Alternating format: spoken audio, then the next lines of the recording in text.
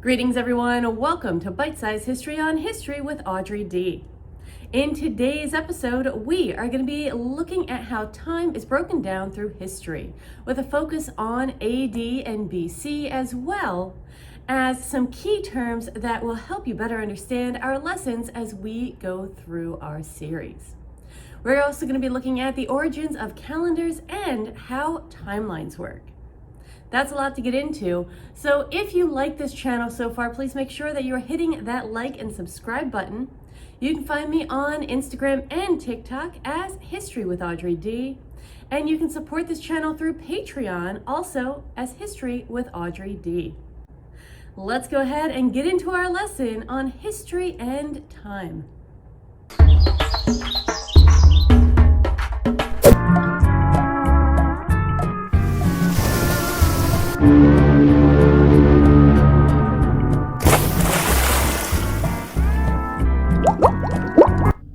In our first few episodes, we're going to be looking at thinking like a historian.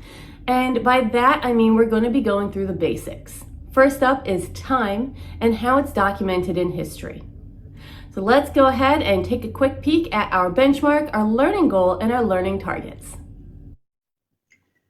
For our very first episode, we are going to be focusing on benchmark 1.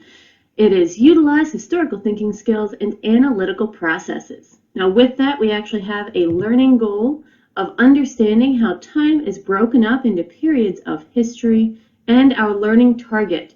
Now this is what we are aiming to achieve for the day, and that is that by the end of this lesson, you should be able to explain how time periods are described in history and the development of calendars. Now let's go ahead and get into our lesson. First up, we are going to be starting with the concepts of how time is broken up in history. And by that, I mean decades, centuries, millenniums, and eras. Now, a decade is 10 years, a century is 100 years, and a millennium is 1,000 years. However, when we get into eras, we actually have a little bit more of a muddy water situation because there's no concise date. With eras, I like to use the example of Queen Victoria and the Victorian era and the transition to the Edwardian era. Now for this, we actually have when Queen Victoria took the throne in 1837 at the age of 18. And when she died in 1901, she actually ended her era. And moving from that, you have when King Edward took the throne in 1901. However, there was another massive event that happened during his reign. And what that was World War I. So King Edward and the Edwardian era actually lasted from 1901 to roughly 1910 or 1913, depending on the historian that's covering it. And as you'll see throughout the series, historians do not always agree on everything, and there are a lot of differing viewpoints, which is important in any kind of research and interpretation of events where we weren't there. Now, with the Edwardian era, it ended so abruptly because World War I started in 1914. And due to World War I being such a massive event, it created an entirely new era, which was World War I or the Great War. And that ended in 1917, 1918 at the end of the war. Moving from our discussion on eras, we are going to talk about prehistory real quick, because prehistory is an era of itself, and it's based off of a time frame when we didn't have any written language. So prehistory is kind of big, and it's broken up into other smaller eras. However, to sum it up, it is everything from the dawn of time to the agricultural revolution and the end of the Paleolithic age. So agricultural revolution is when people started to create civilizations and written language was developed, and people started to actually document things as a form of written history. Now we are going to be going over the Paleolithic era far more in detail in a later episode. All right, so moving from that, we actually have calendars. There are a large variety of different types of calendars that exist in the world. Now, I'm going to cover two in detail. The first one was the Julian calendar. Now, the Julian calendar actually began with the founding of Rome. It had 364 and a quarter days in it, and he had leap years. The issue with the Julian calendar was that it actually lost roughly one day for every 128 years. Now, because of this, we actually had the transition from the Julian calendar to the Gregorian calendar. And this was created by Pope Gregory the 13th. Pope Gregory the 13th was one of the popes who saw the issues with the calendar, and he decided that, you know what, it's time for a change. Now, we still have a 365-day year, and we still have leap years, but he decided that we would only have leap years on years that were not divisible by 400. So in the year 1600 and again in the year 2000, we did not have leap years. So that being said, he had to also account for the loss of days since the advent of the Julian calendar. And in that case, he actually had the dates of October 4th through October 15th removed from the very first year of his calendar.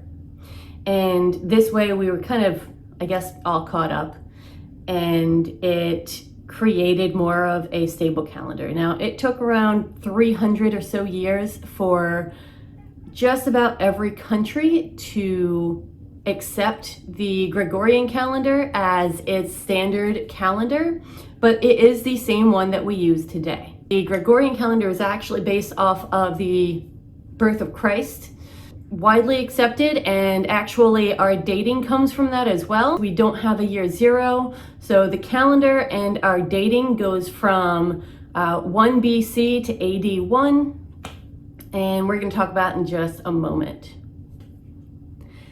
I did want to make sure that I touched on some other calendars. So first off, we have the Chinese calendar. Chinese calendar I wanted to mention because they do have a different New Year. It's in February, and they have different types of festivals for their calendar, and they're going to have a different start date.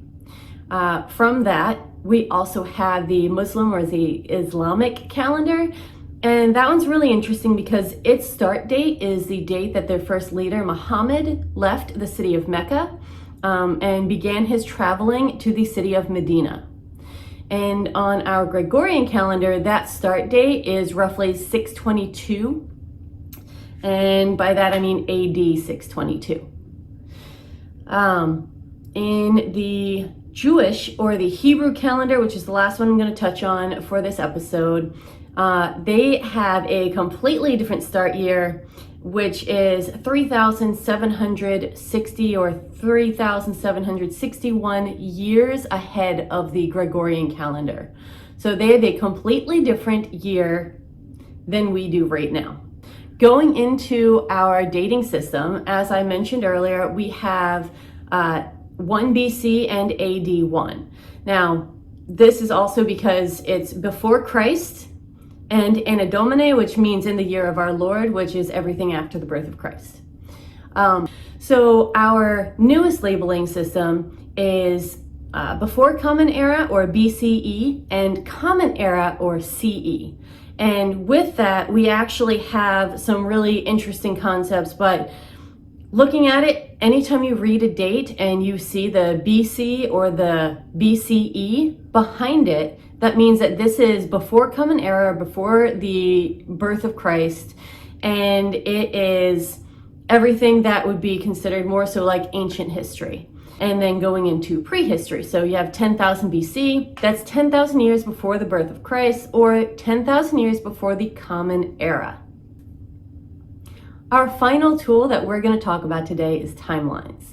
And the reason for this is because timelines are actually used quite often in historical research and also in better understanding causes of events, correlations between events, and really just giving us a basis on seeing what happened first and being able to have like a better understanding of how things lined up. Now, I'm going to create a quick timeline for you guys, and I hope it helps in your understanding. Okay guys, so as promised, here is the timeline so you have an example of what one might look like. And this one happens to be based off of the development of my career and then also bite-sized history. Now, before I get started, I will tell you that not every timeline is going to look like this. Timelines will look completely different depending on who is creating them and what their purpose is. So please make sure that you are aware of that going forward, as we will probably be looking at other varieties of timelines as we study history. My timeline starts in May of 2011, which is when I received my bachelor's degree for history. And then in 2011 through September 2015, I actually worked a bunch of different retail jobs, and those kind of just helped me get a lot of experience in customer service and also being able to explain things to people. September 2015 is when I began substitute teaching. 2016 is when I began teaching 8th grade U.S. history as a full-time teacher. In 2018, I began teaching 8th grade world history. And in 2019, I began teaching high school U.S. and world history. Now we go into the COVID era, and this is on here because I want you guys to remember there are patterns within each era. Now for the COVID era, I have that in August of 2020, I began considering making YouTube videos. Now, I wasn't sure what I was going to create or what kind of content I wanted to make, and it took a while for that to actually develop. COVID era, one of the things that you could always look for as patterns is how many shows came out or how many new businesses were started, and really be able to start seeing the patterns in how different events in history can change society. So moving from August, we have April 2021, which is when I began creating written content for my YouTube videos. And I mean like scripts and figuring out what standards I was using and things along those lines.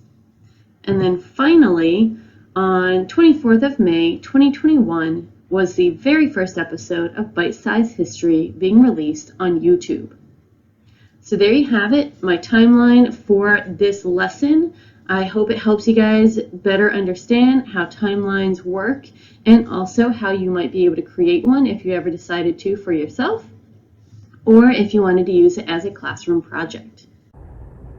Well, that is it for our time frames in history, as well as our very first basics episode on how history is studied.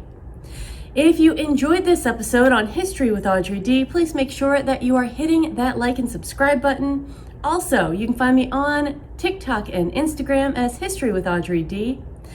And you can support this channel through Patreon. I'm on there as History with Audrey D as well.